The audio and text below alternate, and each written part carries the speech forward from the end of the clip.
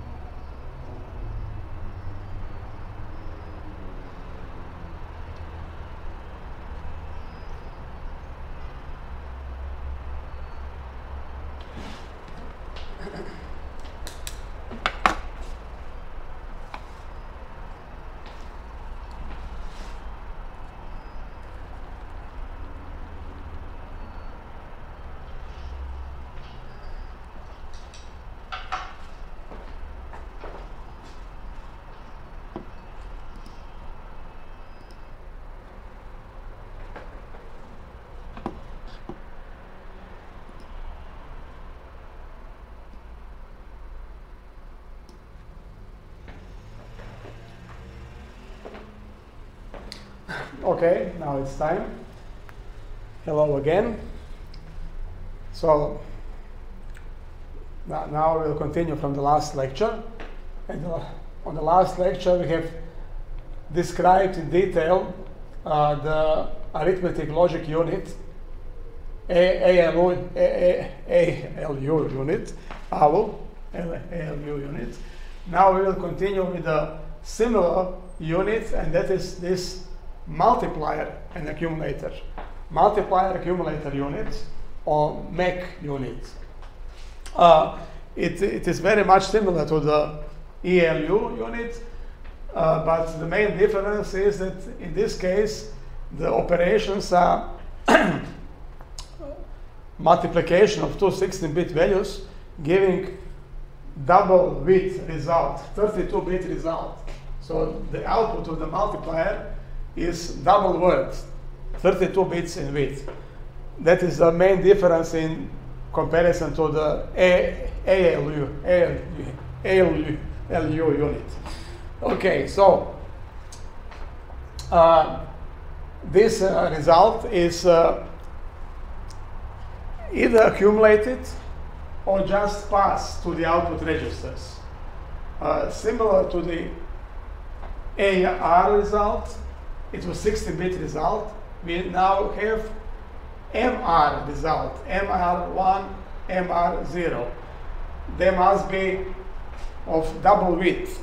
So we have 16 bits for MR0 and 16 bits for MR1. Altogether, 32. But additional functionality of this unit is the accumulation functionality. Not only multiplication, so not only multiplying X and Y branch, but I want also to accumulate these products in MR register. This MR is a common name for all three registers together, combined. MR1 and MR0, but they also have this extension register, MR2. This extension register enables accumulation of such products without worrying about the overflow. Otherwise, when you accumulate these products, you might get outside the dynamic range of this representation, 32-bit representation, and you would have an overflow. And in this case, if you have this extension register, in this case, this register is 8-bit wide. It takes care about this overflow. If any overflow occurs, it just propagates into the MR2 register. By being 8-bit wide, it enables at least 256 accumulations without any problem with overflow. Because each of the products is fully contained within these two registers, MR1 and MR0. And if I accumulate two such products, then I would generate one carry bit, one overflow bit, hypothetically. Okay? So each time I add two values, I have the twice larger value.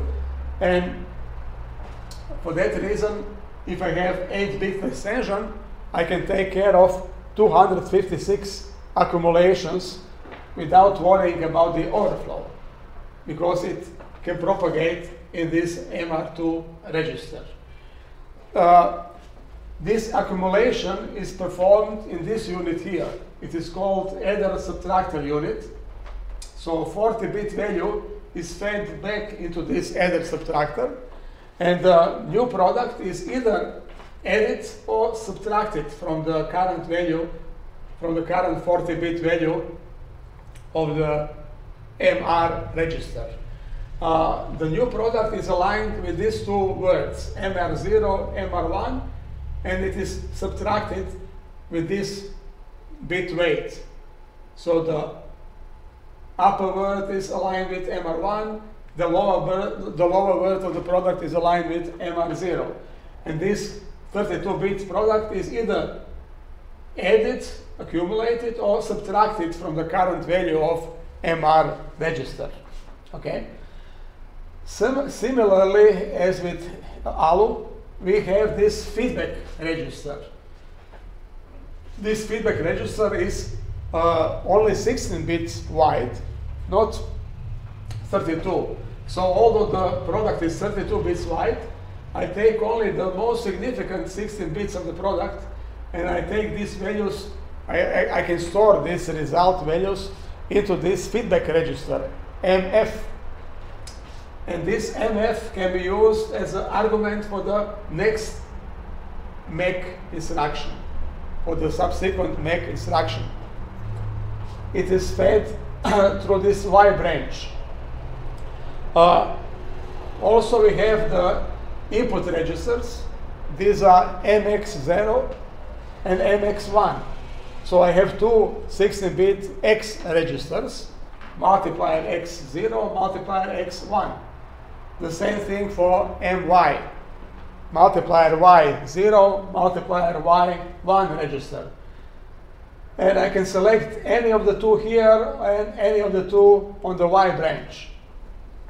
For the X branch, I can also take any of the result registers.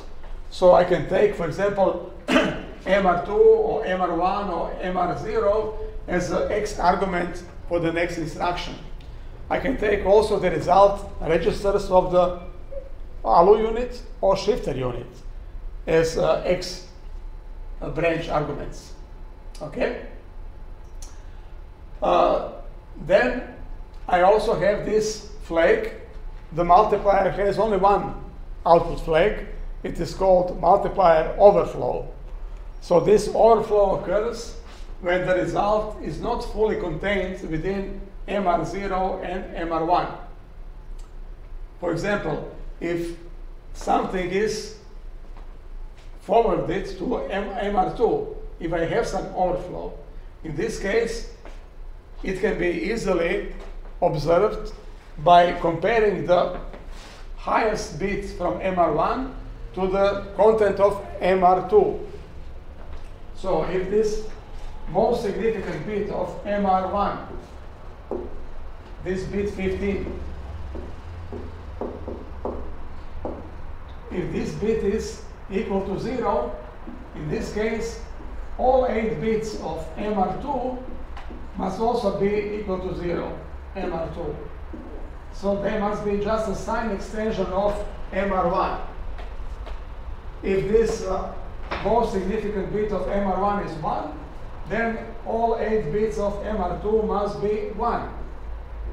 Only in this case, I can say that there isn't, the overflow does not occur. So I don't have overflow. Because in this case, the MR0 and MR1 contain the full product. If this is not the case, if this MR2 is not just a sign extension of MR1, then I obviously have overflow. In this case, there are two possibilities what you can do. You can either try to find the leading 0 or the leading 1. So where is the current result? In which bit of MR2 is the most significant bit of the result?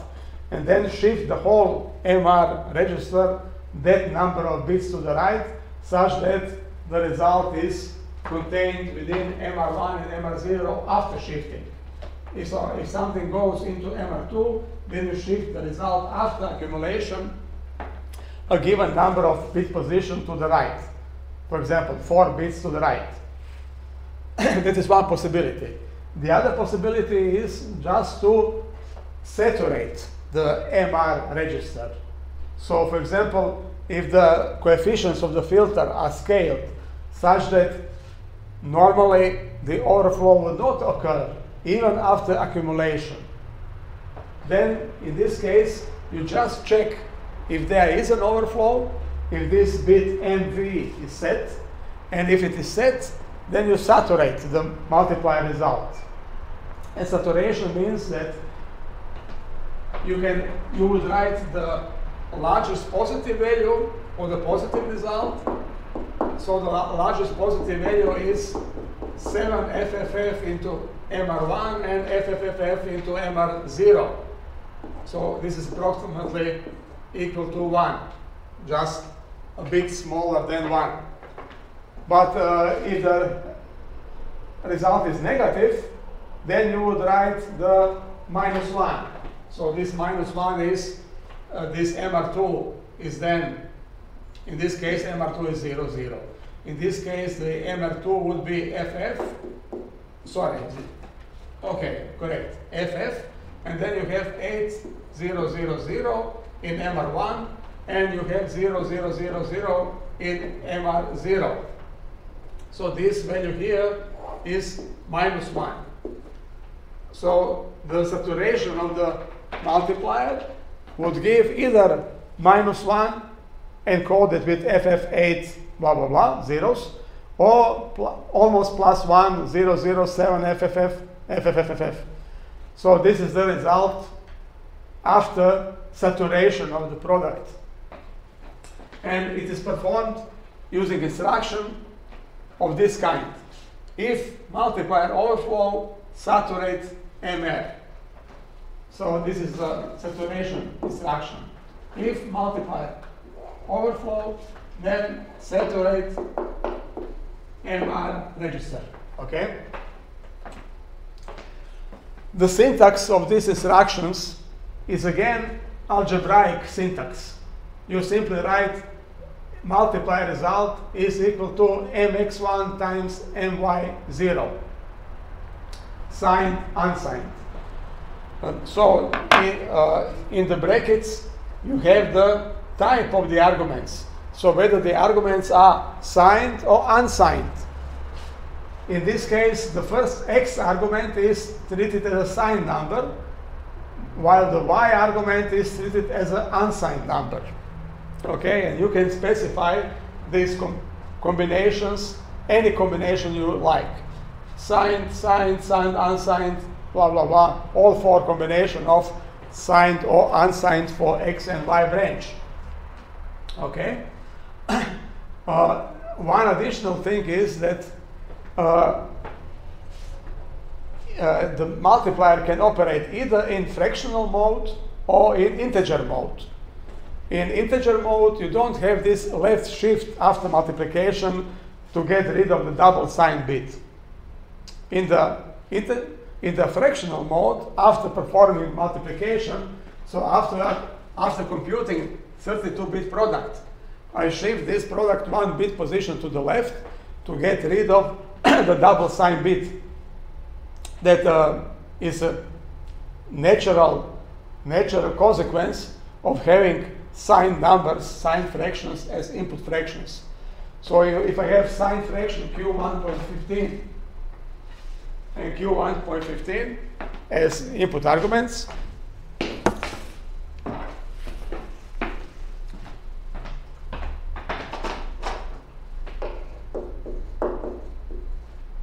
times Q1.15, then the result is, after this left shift, Q1.30. And this last bit is shifted as 0 from the right side. So the last bit, the least significant bit of MR0 is always 0 in the case of fractional operation. This integer or fractional mode of operation is defined, or it is set using one bit, control bit in control status register of the DSP. So by setting or resetting this bit, you define whether the multiplier operates in integer mode or it operates in fractional mode. The only difference is how this left shift by 1 is treated. If it is performed in fractional mode or if it is not performed in integer mode. Okay? But the signed or unsigned flags, they are common for the integer mode and for the fractional mode. So these flags SS, SS, SU, US. So these are the four combinations SS, SU, US, and UU. There is also one additional combination, and that is the rounding flag. And that means that it assumes that the input arguments are of fractional sign type, so that you have signed fraction for x and y branch, and what you want to do, you want to do the rounding after multiplication. Okay, so for example, you have mr equal to mx0 multiplied by my1, and you put this r and d in the brackets after this instruction. And it means that after computing 32-bit product, the product is in mr1 and mr0 is the 32-bit product of these two values. So, and of course, mr2 is just a sign extension of mr1, sign extension. Okay? And this here is Q1.30 fraction with the last bit set to 0. Okay? And then what you can do, you would like to automatically round the product from mr0 to mr1. And that would be the same as adding this constant value of 0, 0, 0, 0, 8, 0, 0, 0. Because this is 1/2 of the least significant bit of the higher word. So this 8,000 is 1/2 of the least significant bit of mr1. Okay? So if I would add this 8,000, in this case, if mr0 is larger than 1/2 or equal to that 1/2, it will do the roundup of mr1. If mr0 is less than 1/2, it will keep the same value of mr1 as it was after multiplication. So this rounding is on the boundary between mr0 and mr1. And if I put this flag, rounding flag, after the instruction, this rounding is performed automatically in the same instruction without any additional clock cycles. So this adding of 1/2 to mr0, this 8,000, is done automatically as a part of this multiplication instruction. And that is activated if I put this round flag. Okay? Then going back, so this slide describes all possible arguments for the x branch and for the y branch as x operand times x operand or y operand. Normally it is y operand, x operand times y operand. So this x operand, as we said, is mx0, mx1, so two dedicated x branch registers for the multiplier input, but it can be also any of the result registers of the same unit or other result registers AR, SR1, SR0. So this is the ALU result register, and these two are result registers of the shifter unit that we will be describing later. Okay, so we can see here we have 7 possible combinations for the, eight possible combinations for the argument for the X branch. And obviously the 3-bit field in instruction code is used to encode which of these 8 combinations is currently selected as X operand. For the Y operand, I can use the two dedicated Y registers, MY0, MY1, or I can use this feedback register, MF. This feedback register is 16-bit register, taking only the the upper word of the product. So equivalently of this MR1, if I take this upper word directly from this result here, I can put it in MF instead of MR. So I take the result of the product, but the more significant word of the product is fed into this feedback register. Okay? And it can be used as a y argument, as shown here. So this y operand can be also this mf. The final possibility is to take the squared value, and the squared value can be computed for the x branch. So any of the x arguments can be multiplied by itself.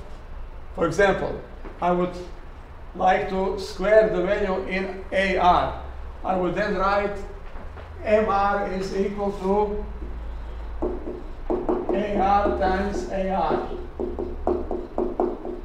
So this x operand is twice, for here and here. X operand for both operands of multiplication, AR times AR. It can be any of these 7 registers, and that is encoded as the last combination for this 2-bit field in instruction. Okay, so 2-bit field in instruction encodes one of the 4 combinations, MY0, MY1, MF, or the same operand as for the X branch, if you want to have this squaring operation, squared value. Okay? And from the syntax, you can see that this MR result, or MF, can be either accumulated or taken directly from the output of the product. So I can have the form of MR is equal to MR current value plus new product. New product. And that is the case if I take the current value of MR as a 40-bit register and add a new 32-bit product to the current value aligned with the lower 2 words. Okay? The other way would be to have feedback is equal to MR plus new product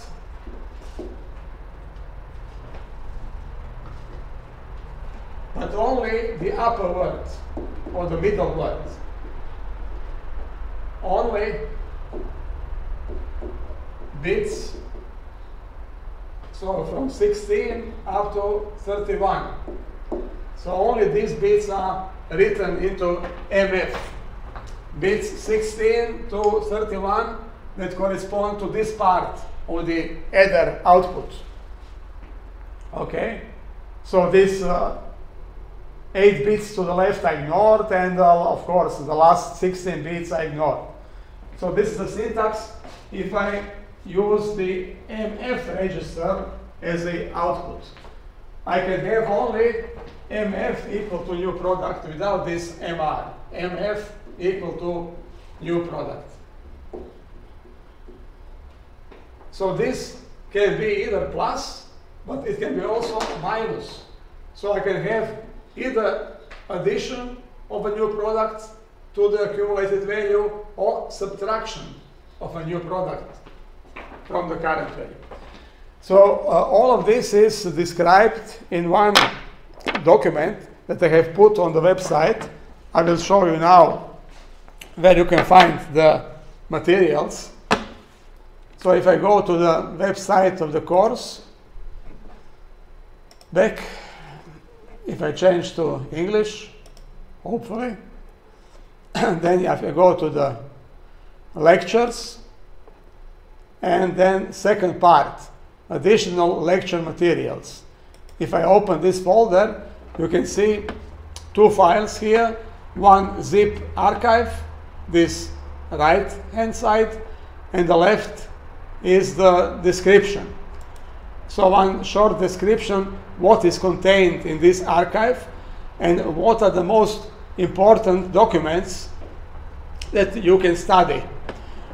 These are 5 documents. So 5 PDF documents from this archive are those that describe in detail all of the stuff that I'm describing on last lecture and on today's lecture. These 5 documents are Introduction to the Architecture, 26 pages, description of the numeric formats, 10 pages, execution units, 50 pages. So it describes ALU, make unit, and shifter unit. Then description of address generator units, 14 pages, and program flow control, 38 pages. I will now show you just one of these documents. For example, if I want to see additional information about the make unit. So it's in this computational units document, it has this description of the same block scheme, the same block diagram that is used in the lecture materials is also shown here with detailed description in English, so how this make unit operates. So I would suggest that you consult this document and read these selected materials that were shown in this description, and you would get the idea how this DSP and how these execution units work. If I go back to the presentation,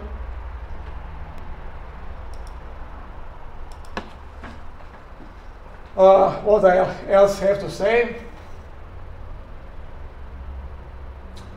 The same as with ALU, this one also has these shadow registers. So MX0 and MX1 register, they also have these alternative registers, this black, denoted with this black box, and these are used in the interrupt service request routine to handle the fast context switch. Instead of storing the white register to some stack location, and because this context save and later on context restore takes cycles, instead of doing this in the way that is normally done on a microcontroller or general purpose CPU, you would only switch from one bank of registers to another bank of registers.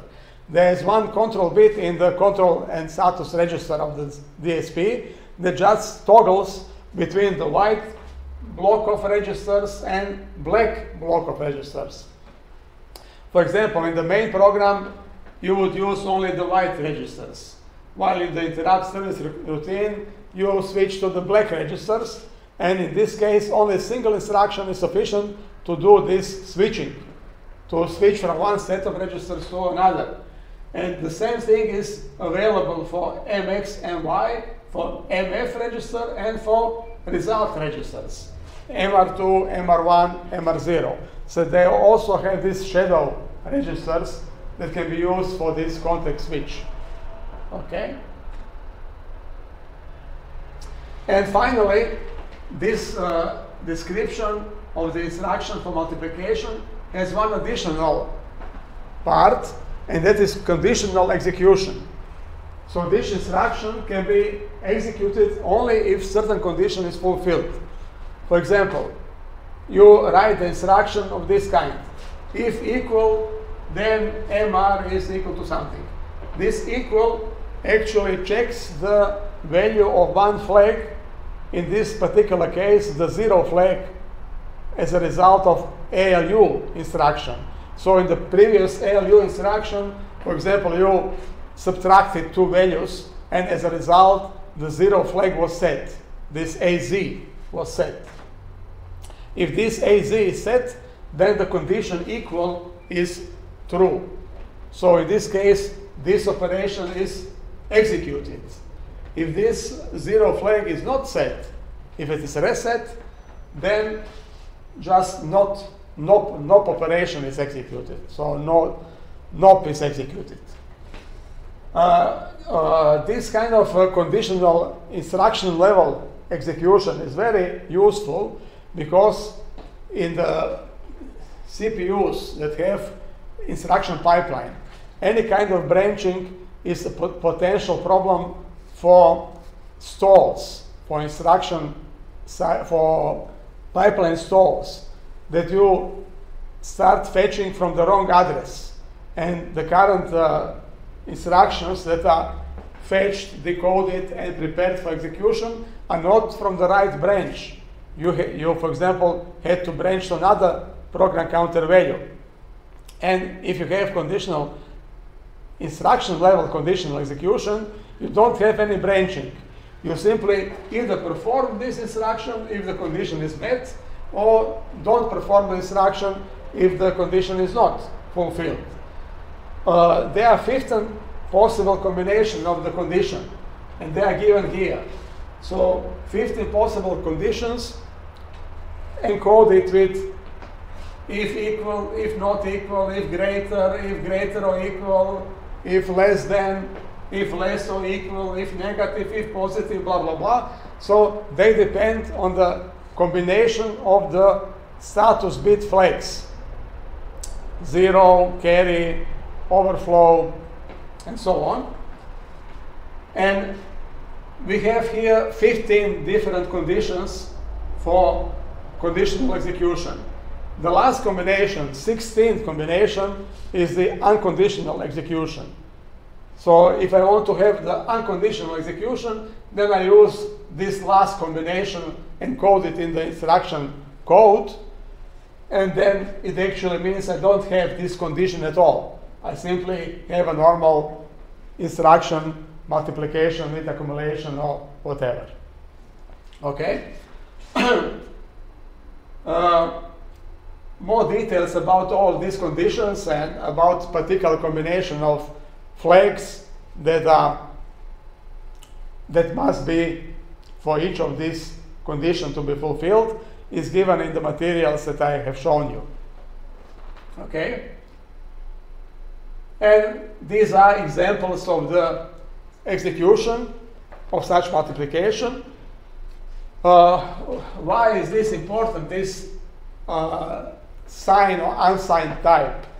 For example, as we described when introducing the numerical types, sometimes some values would be unsigned, and then you would use 16-bit encoding for example, fractional value with all 16 bits representing the mantissa. Or if I just write example for the 3-bit case, so if this number of bits is 3, b equal 3, then this 0, 0, 0, 0, 0, 1, up to blah, blah, 1, 1, 1 is just nothing else but 0 over 8, 1 over 8, up to 7 over 8. So these are positive, in this case, positive fractional numbers. Then the weight of the first bit is 2 to the power of minus 1, weight of the second bit is 2 to the power of minus 2, and the last one is 2 to the power of minus 3. Or if they all three are set, then I have 7 over 8. Okay? I must specify the type of the argument to the multiplier, because he must know how to interpret the value that it gets from the x branch or y branch. So whether this is a signed bit or if this is a normal mantissa bit. If it is a signed bit, then it completely changes the interpretation of this bits, because for the Q1.2 representation, this first bit is minus 2 to the power of 0 multiplied by 1. This 2 is 2 to the power of minus 1 multiplied by 1, and this one is 2 to the power of minus 2 multiplied by 1 in this case. So the weights are completely different in the integer unsigned mode, or fractional unsigned mode, sorry, fractional unsigned mode, or fractional signed mode.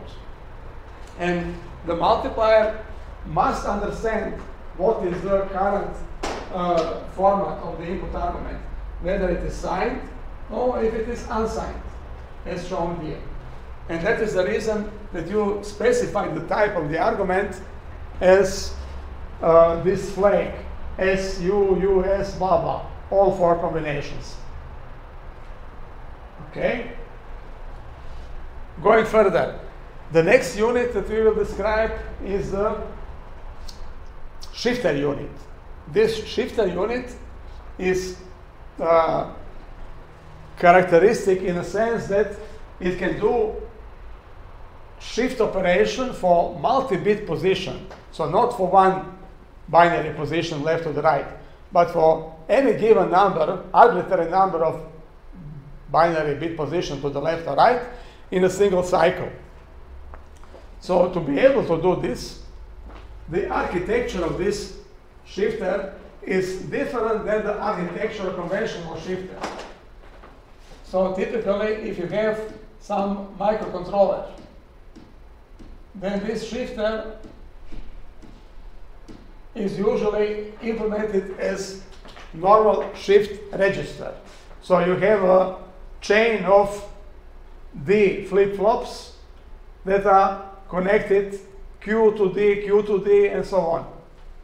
So if you want to do the shift operation, you just take this Q value as the input to the next flip-flop. This Q value as the input to the next flip-flop. And after applying the rising edge of clock, you just shift the value to the right. If you want to shift the value 2 positions to the right, then you have to apply 2 clocks. After the first clock, the value is moved here. After the second clock, the value is moved here. But in this case, for 2-bit shift to the right, you need to execute 2 instructions, 2 cycles. And you want to avoid this. You want to have this operation in a single cycle. So you would like to take this value and move it directly to this position, to this Q. And take this value and move it directly to this Q. So you want to skip 1 flip-flop, okay? Because you want to have 2-bit position shift to the right. And to do such operation, you would actually need some kind of crossbar matrix. For example, you take these outputs, Q0, Q1, and Q2, and feed this output into this combination device, combinational function. So this block on the top is some kind of combinational function of inputs Q0, Q1, and Q2. And this function actually forwards any of the Q's to any of the D's. So you can forward any of the Q outputs, Q0, Q1, or Q2, to any of the inputs, D0, D1, D2. So D0, D1, D2. So any kind of combination is valid. You only change the combination function, and you have different functionality of such shifter. For example, this Q2 can be fed directly to D0, Q1 to D2, Q0 to D1, and so on. So just simply rearranging the inputs based on the outputs, you can have any kind of permutation in this case, because this current value can be permuted to any new position by simply rearranging how these D's are connected to these Q's. In this case, it would be like an in-place operation. So I shift the current values in place to any given combination, any given permutation of the current positions. But in this case, in the actual implementation, it is not done in place, but the shifting operation is done in a special output register that is double width. So it has 1 input register, single width, 16-bit, and 2 output registers, 16 plus 16-bit, 32 bits. And that is useful if you want to do shift operation in a single cycle For example, assume that you have 16-bit value FF33, and you want to shift this value 8-bit position to the right. And of course, you know, in this case, so FF is retained and 33 gets out of the register if it is in place. But sometimes you also need this 33. In ideal case, you would have two registers. Then the upper register would have this 00FF, and the lower register would then have 3300. Okay, so I have double bit register, 32 bits, and shift this 16-bit value relatively to the upper word. So I place it here and shift it 8-bit positions to the right. So in single cycle, I am able to get not only the upper word, FF, but also this lower word, 33, that was shifted out of the upper word, but into the lower word. Okay? The same thing is, for example, assume that I want to shift the left. For example, another value, whatever, 3 EEF. Okay, 3 EEF. And I want to shift it to the left by 4-bit position. So 4 bits to the left. So what I get the result that is 0003, and I have this EEF 0 in the lower word SR0. So this upper word is denoted shifter register 1, shifter register 0, lower word. Okay?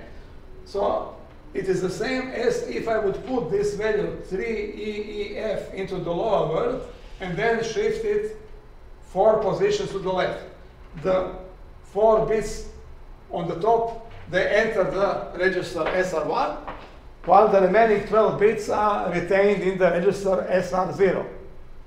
So from this example, you can see that through this shifter array logic, this shifter array logic is nothing else but a set of multiplexers. Because for each of the output bits of SR1 and for each of the output bits of SR0, I can take any of the bits of S input from 0 to 15. So any of these 2 bits, or any of these 16 bits can be fed through this array to any of the output bits of SR1 and SR0. Some kind of crossbar matrix. Okay? And another functionality that is also supported by this shifter is this OR logic. And this OR logic is useful if you want to do double word shifting, multiple word shifting. So for example, if the input word is not a single word, but if I have value FF33 as an upper word and this 3EF as a lower word. So what I do now, I take this, for example, I want to shift it to the right by 4 positions. To the right by 4 positions. So I first take this upper word and shift it relatively to the upper word of the result. So as by putting in SR1, I put it here and shift it to the right. I get 0, FF3, and then 3 enters the SR0. So in SR0, I have these 3 pass to the most significant nibble of the lower word. But now what I want to do, I want to use this current value of the SR register and do the OR operation. SR is SR, or and then right shift of the lower word, but relatively low. Actually, this word shifted to the right, but relatively to the lower word. So the second argument shifted relatively to the lower word is 0, 3, E, E. And I do this OR operation, and this OR operation then just moves these three values, so I get finally 3, 3, E, E in the SR0 register, the desired output. I get these 3 from the upper word and then 3 E, E from the lower word. This F is lost. This F is gone because it cannot be contained in SR0. Okay, so this is the example how I can use this OR logic. I can use the OR logic to perform double word shifting in a single, in 2 instructions, in only 2 cycles. First instruction to shift the upper word, and then another instruction using this OR logic to shift the lower word. And by combining these 2 instructions, I have the result. Okay, now it is 1 minute after 2, so we will make a break now. If you have any questions, you can ask me. You can write it maybe as a chat in Teams, or you can also ask it.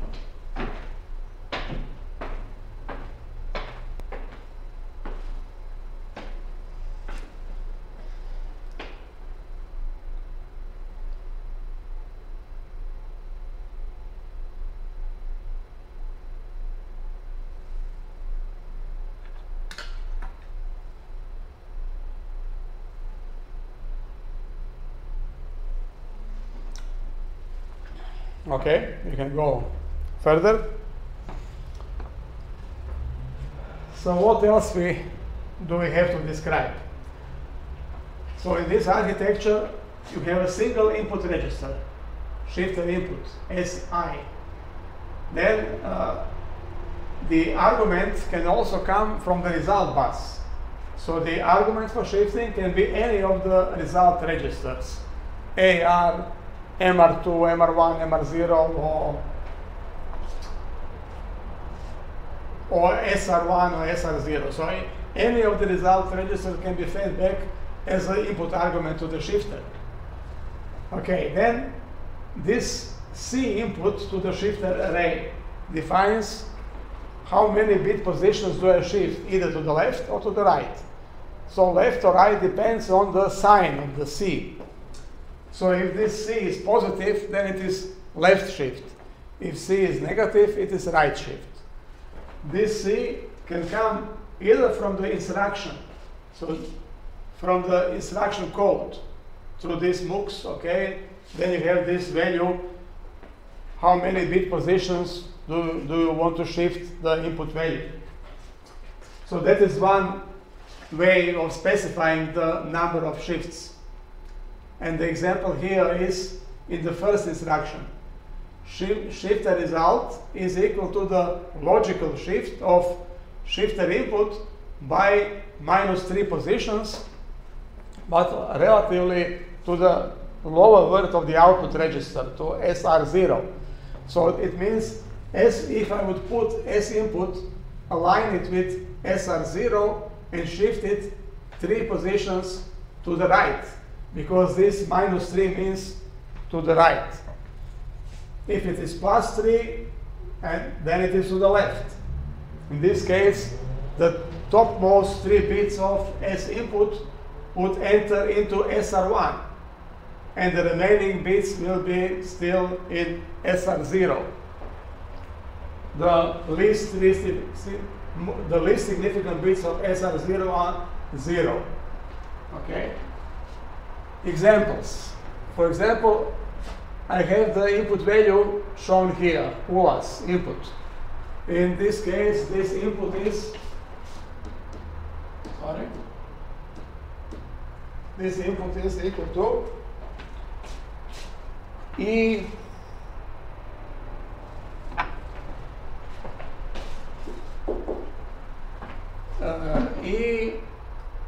D03.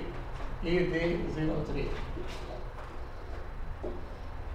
So that is the shifter input. And then we show what happens if you do the either arithmetic shift or logical shift of this input relatively high. So that means I align this shifter input with the upper output word SR1. So I put it here and then shift it 4 positions to the right, because it is -4. Okay? Okay, then obviously it should be ED0 and then 3 here in SR0. But what happens with the topmost 4 bits?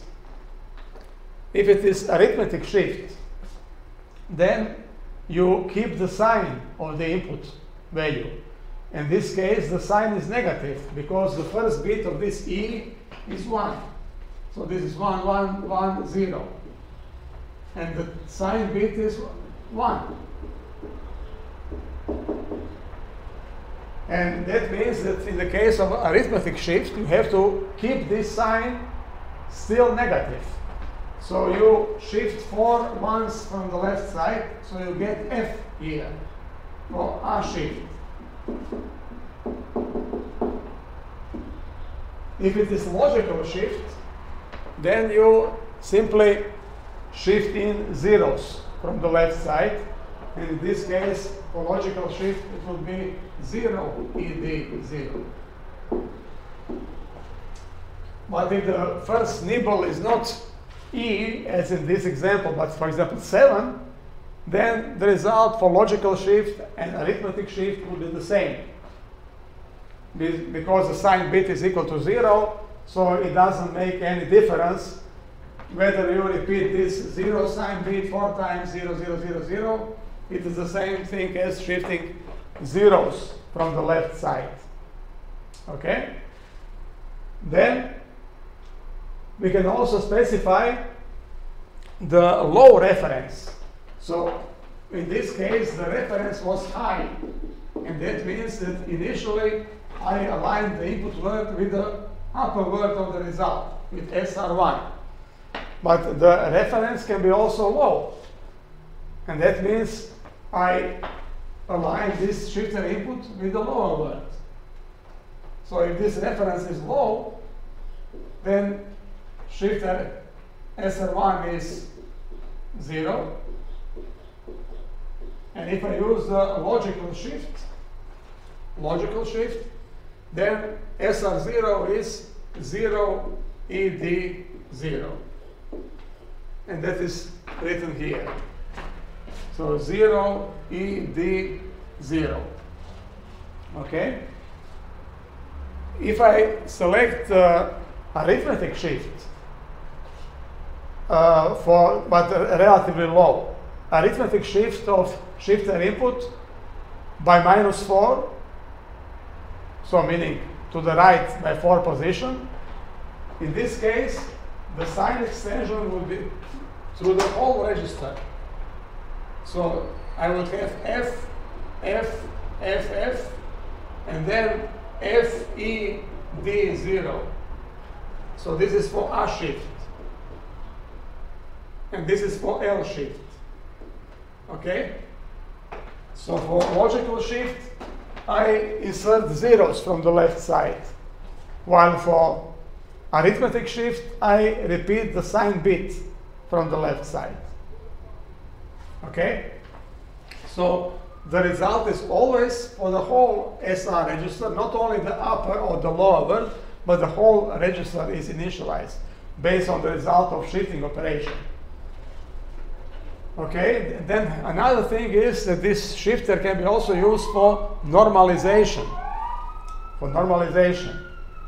And then that means I want to find the leading 1 or leading 0 of this number. So this ED03. So ED03, if it is a signed fractional number, so this is 0001, this E. And this here is -2 to the power of 0 times 1. So this here is -1. This here is 2 to the power of -1. So 1/2 in our case. 1 times 1/2. This here is 2 to the power of -2. 1 times 1/4. So altogether this is -1 plus 1/2 plus 1/4 plus something more positive. And obviously this number is of magnitude that is less than 1/4. So this is -1 plus 1/2 plus 1/4. So it is 0.25. It's minus 0.25, sorry, minus 0.25, and then plus something. The magnitude is definitely less than 1/4. And that is the reason for that is that the leading 0 is on the 4th position. So it is negative number, and the leading 0 is on the 4th position of this fractional number at the weight 2 to the power of -3. So the leading 0 has the weight of 2 to the power of -3. And to obtain the normalized representation of this number could be shifted to the left by 2 positions. So I could multiply this number with 2 to the power of 2 without causing overflow. Because the leading zero is on this 2 to the power of minus 3 position. And finding this leading zero for the case of negative number, or leading 1 for the case of positive number, can be done automatically. It can be done automatically using exponent instruction. So the instruction is shifter element SE is exponent of shifter input, relatively high in our case. Okay, and it means that you take this shifter input value, in our case ED03, and you are trying to find the leading zero, and you can immediately see that the leading zero is on the 4th position, and that means that this SE should be equal minus 2 for this case, because I have 2 excess ones, 2 excess sign bits on the left side. So this here is the proper sign bit, this one, negative value. This here is a proper sign bit. And these 2 are just sign extensions. And it means I can get rid of these 2 by shifting the value 2 bits position to the left.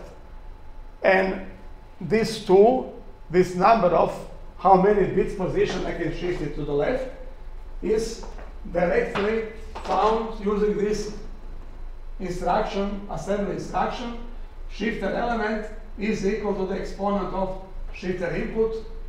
For our input ED03, I get the desired output shifter element equal to minus 2.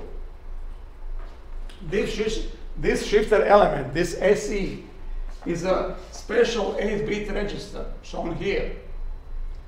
So with this exponent logic, exponent detector, I take the value from SE, from the input, I find this exponent, and I store the exponent into the SE register. In our example, minus 2. And after this, I can do the normalization. And this normalization is performed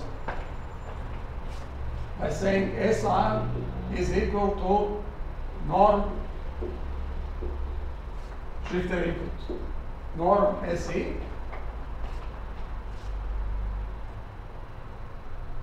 relatively high, and it will take this value and it will negate this value. This control input C would be minus SE. In our case, minus 2, so 2. It means that I will do the left shift by 2. So this control input C is negated value of shifter element register. This shifter element, after negation, becomes 2. So it means do the left shift by 2 position of the input value. And in our case, this would be what? Who knows what? I have to write it. So ED03,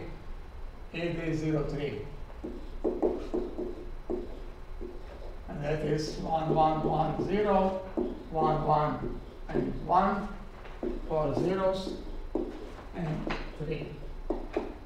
Okay? And if I shift it to the left by 2 position, I get this. And that is 8 plus 3, B. This here is 4. This here is 0. And this here is C.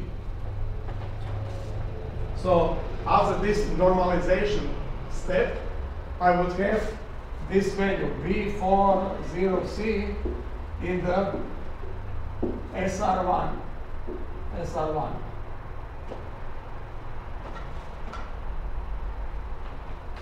And it is shown here in this example. Sorry. Okay. The result after normalization: B 1011, 4 1 0 0 0 1 0 0, 0 4 zeros, and 1 1 for C. So by simply performing two assembly instructions, I can do the normalization of the unnormalized input. The first instruction is exponent function or instruction that finds the exponent and stores the exponent in the SE register, -2 in our example. And the next instruction is normalization instruction that takes this value through this negation and actually does a left shift by 2 to do the normalization. Okay, so that is how this part for normalization works. Okay. Some examples. So shift the result, logical shift the input by immediate value -3 contained in the instruction code, relatively low.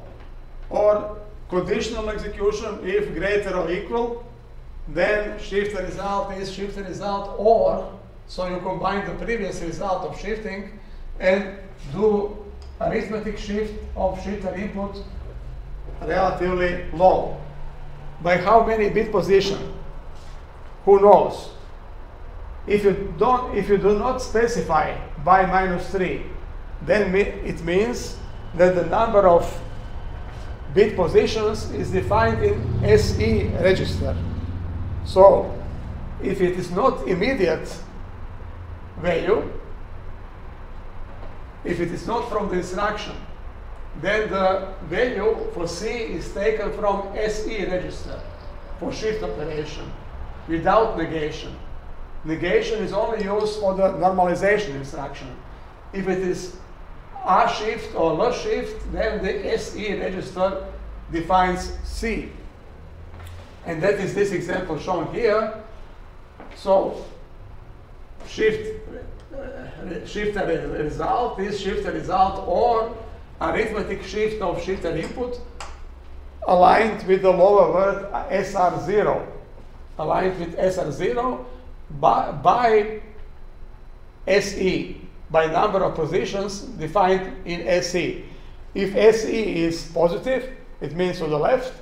If SE is negative, it means to the right. And the final example is for the case of normalization instruction. So I'm trying to normalize AR relatively high based on the value stored in SE, but after negation. So after negating the value from SE register, I shift that by that number of position, the input argument AR. Okay. There is one special provision just for ALU result. So if I take ALU result, if I take this AR, then two additional flags that are associated with this ALU unit are overflow bit and carry bit. And if I want to take this overflow bit and carry bit as a part of the result, then I have to specify that with a special mode of operation for the shifter. I can just show you this. If I go to this description, if I go to the barrel shifter and shifter operation, then you can later on see the description what happens with, it is called so-called Hicks mode. I'm trying to find it.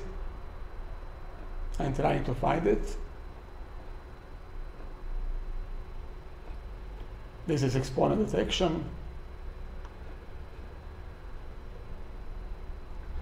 It is shown here. So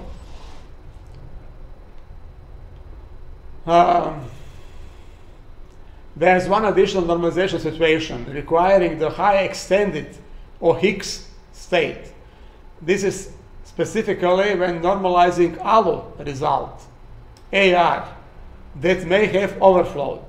So for example, consider that the result of ALU instruction caused an overflow. And this operation reads the arithmetic status word, A stat, and in particular, 2 bits of this status word are overflow bit, AV, and carry bit, AC. And these are used in conjunction with the value in AR. And if this overflow is set, and it has occurred, then AC contains the true sign of 2's complement value. So you take three input values that are relevant. You take the result AR, but you take this AV that indicates the overflow occurred, if it is set. And AC, that is a true sign of this output value. And based on this, you have this Hicks modifier, and then do the normalization. That is one specifics that relates only to this AR as an input argument for normalization of a shifting. Okay? Going further back to the presentation.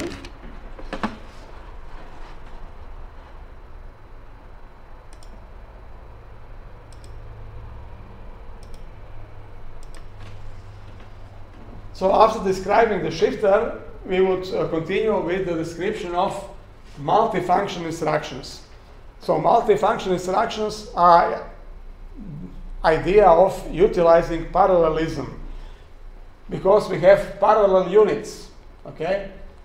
If I show you the box scheme of the whole processor, then you see I have three independent execution units: ALU, Mac, and shifter. So theoretically, all three could perform simultaneous operation, because ALU, it has its own input register and output register. Mac also has input registers and output register. The same is for the shifter. So theoretically, all three units could execute in parallel, because they don't have any conflicts regarding the resources. They have independent resources, input and output registers. You also have two address generators that they can also operate in parallel. But in order to specify the instruction for each of these units, so what should be done in ALU, what should be done in Mac, the instruction should be very long width, very long instruction word should be used in order to specify what should each of the execution units do. Okay, and in some DSPs, they have this concept of using such very long instruction word. So they have this architecture, DSP architecture, that is based on very long instruction word. And a typical example of such DSP would be from Texas Instruments TI DSP 320, DSP 320, 64, 64, for example. 64, 64. It is the so-called Da Vinci architecture. It has 8 executional units.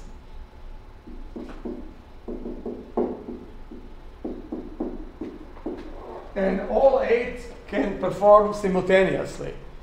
So they have really complete parallelism of these 8 executional units. But the instruction word, in order to supply the information necessary for these units to operate, the instruction word is 128 bits wide. So really very wide instruction word. In our case, for this 21XX architecture, the instruction word is only 24 bits wide. You can see it here. This program memory data bus is only 24 bits. This program memory is 24 bits. So obviously, you cannot specify sufficient number of combinations with only 24 bits of instruction in order to operate all 3 units in parallel. And for that reason, in this 21XX, only one of these 3 units can be activated, either ALU, OMAC, or shifter. So only one. But this one can be combined, one of these 3 can be combined with operation of these data address generators. DAG1, DAG2. These data address generators can perform in parallel with either ALU operation or MAC operation or shifter operation. Okay? An example of such instruction, parallel instruction, is shown here. Sorry. This one. Okay, this slide shows the example of parallel instruction. First part of this instruction is actually operation within the MAC unit. Multiply mx0 by my0, unsigned, unsigned, and accumulate the product in the MR result register, 40-bit. So 40-bit accumulator is computed here. The values, the initial values for mx0 and my0 had to be prepared in the preceding instruction. Some earlier instruction had to prepare the arguments for this accumulation and multiplication and accumulation. But in parallel to this make operation, I perform 2 data fetches. One data fetch from data memory. So data memory addressed by pointer I0. This I0 is one of the 4 pointers available in DAC1 unit. Data address generator 1. One of the 4 registers I0, I1, I2, I3.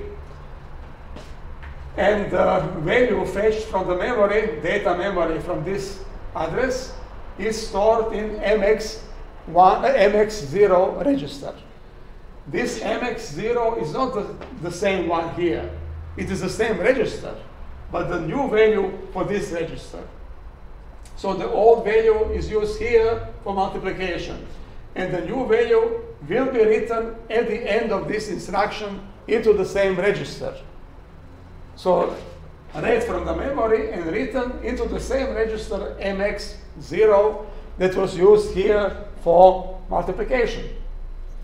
The same is here. So this comma means parallel instruction. So make instruction, first fetch instruction, and second fetch instruction. The second fetch instruction fetches the value from program memory addressed by I4 pointer. This I4 is part of data address generator 2, the second DAC unit. And it stores the result in MY0 register.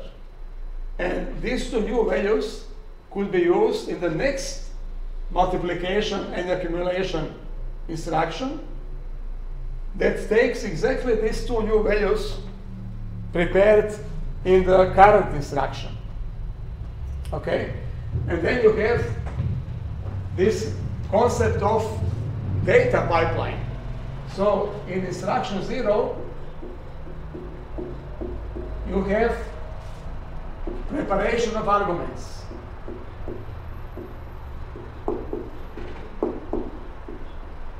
So fetches.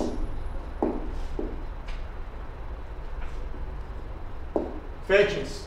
So I have to prepare the arguments for either ALU or for MAC or for shifter. So I prepare the arguments, I read them from the memory. Then in instruction 1, I use this argument. I use args and compute result.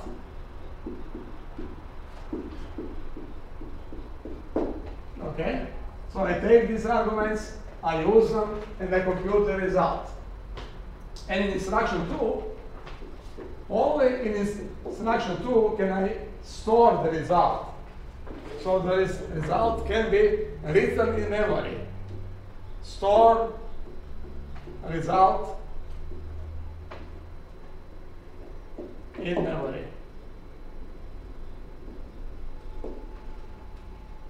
So you have this data pipeline. You prepare the input arguments, you perform the instruction, compute the result, and finally, in the last instruction, you store the result in the memory.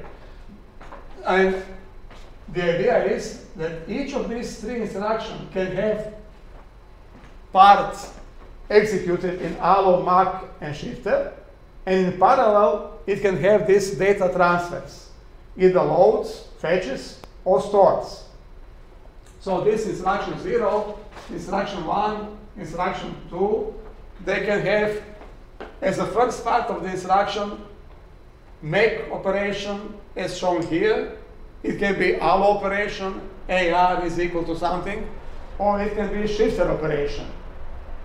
And in parallel, you can have either fetch operation from the memory, 2 fetches, or 1 store and 1 fetch. You can have, for example, 1 fetch and 1 store in parallel, but not 2 stores. This architecture does not support 2 simultaneous store operation. Only 2 fetches, so 2 loads, 1 load, 1 store, or only 1 store. Okay. So going further, to describe these data address generators. If I go back to the original block scheme of the whole CPU, of the whole DSP, then you observed that this first address generator generates only the address for the data space. So data static RAM memory is addressed by DAG1. So DAG1 is used only for data memory, while DAG2 can be used for both, for data memory and program memory.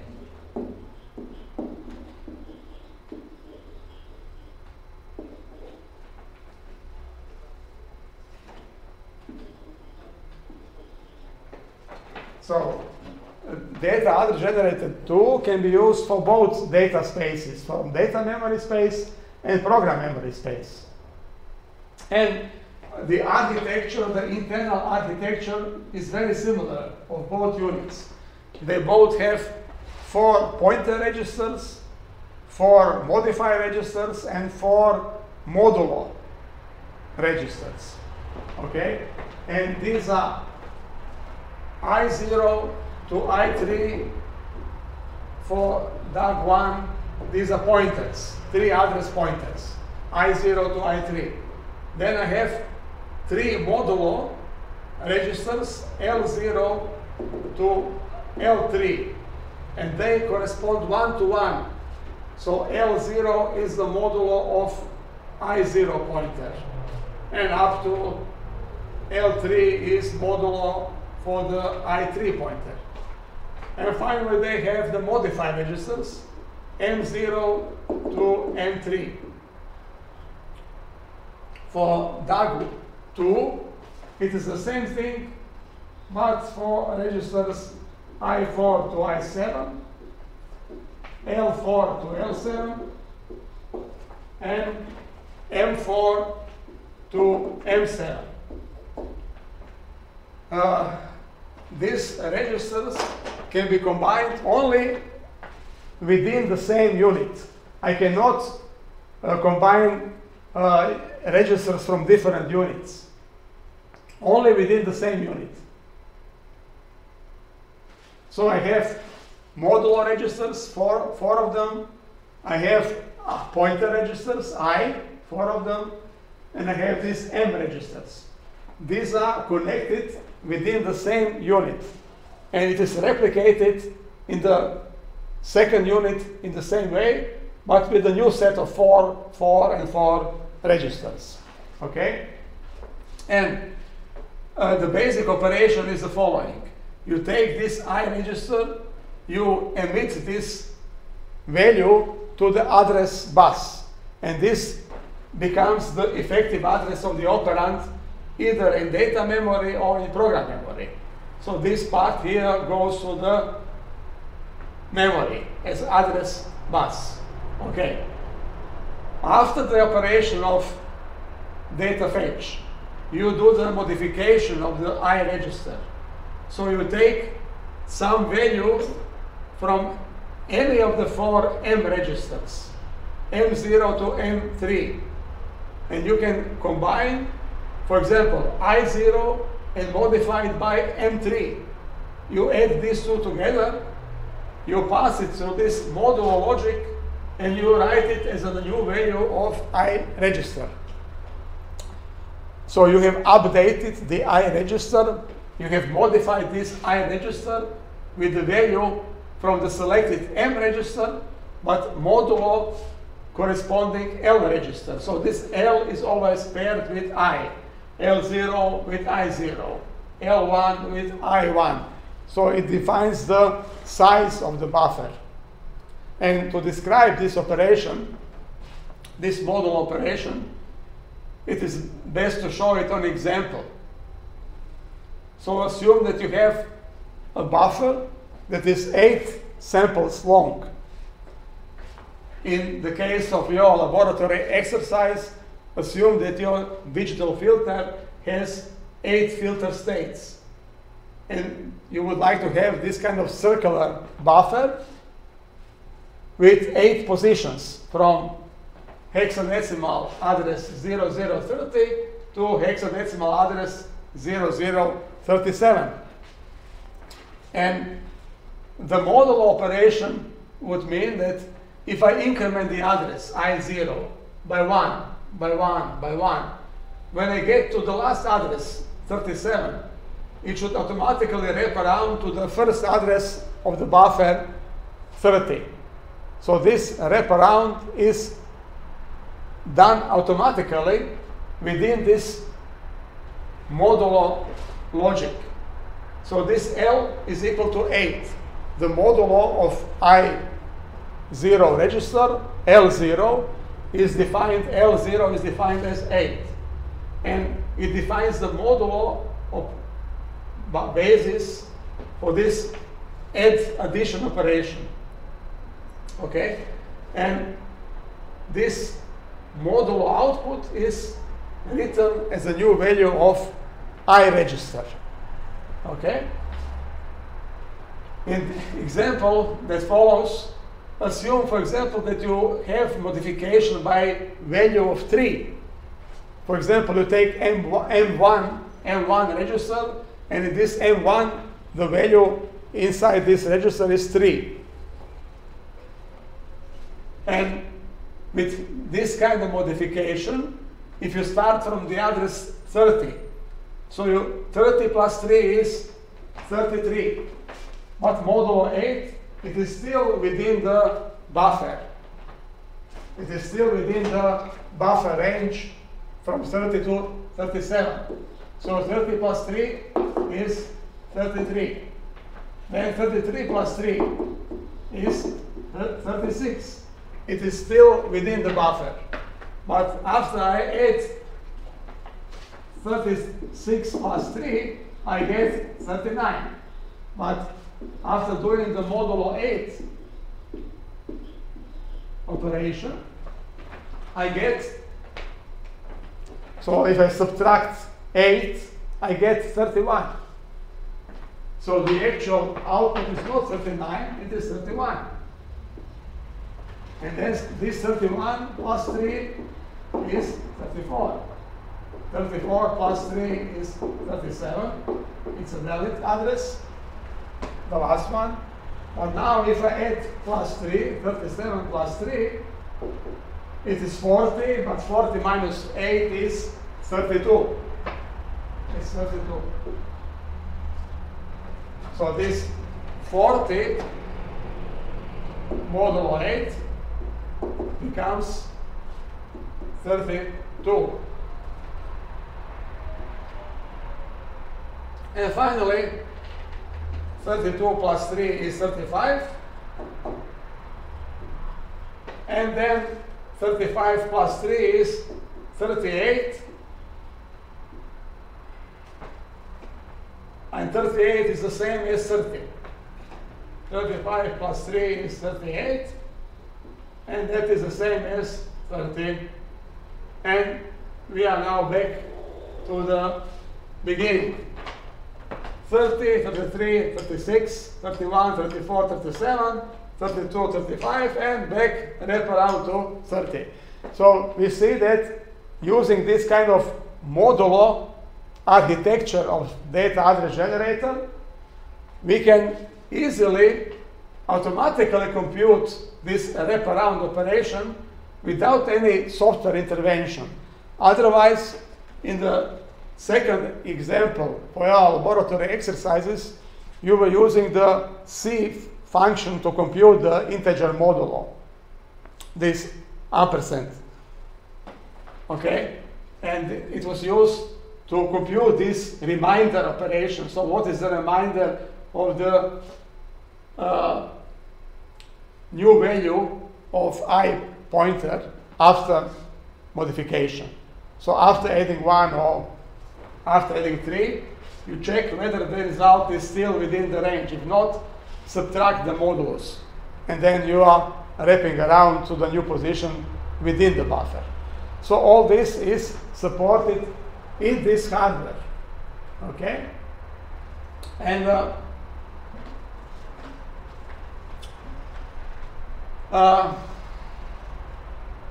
what else can we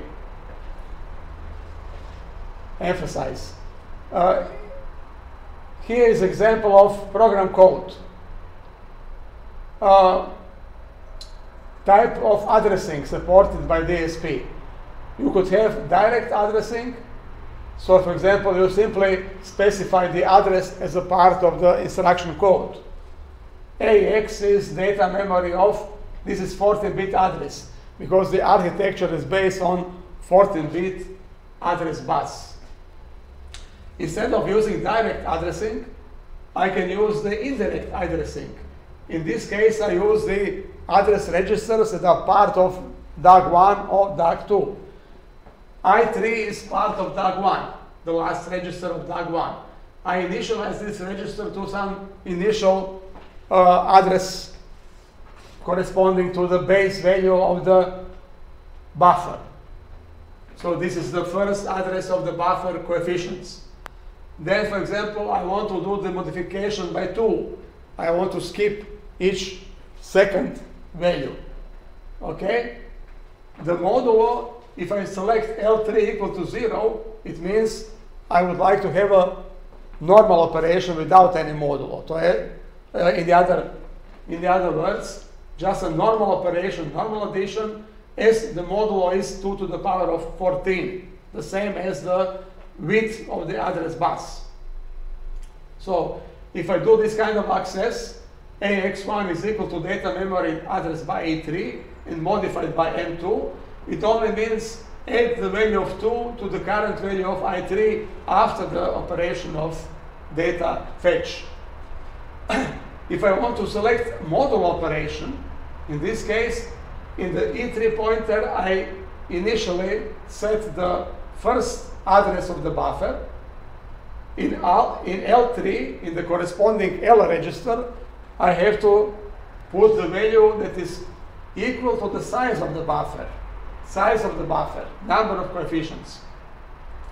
In this case, I use modify by 1. You can put here any value. M3 is equal to 1.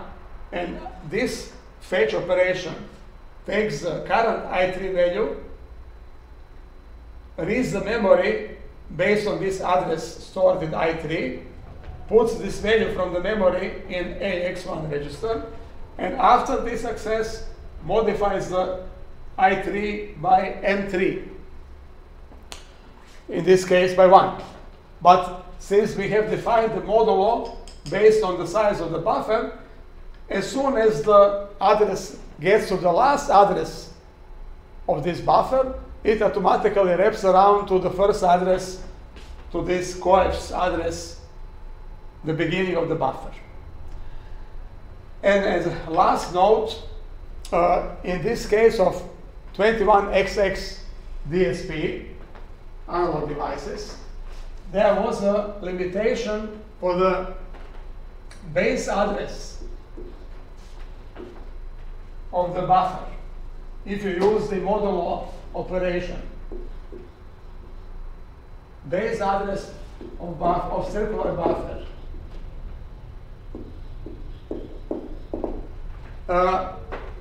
For example, shown here, if the base address, if the buffer length should be L equal to 6, then the base address cannot be arbitrary base address because it is not defined. You don't have any register that defines the base address. So how does this hardware, how does this unit knows that it has to wrap around to the first address equal to 30?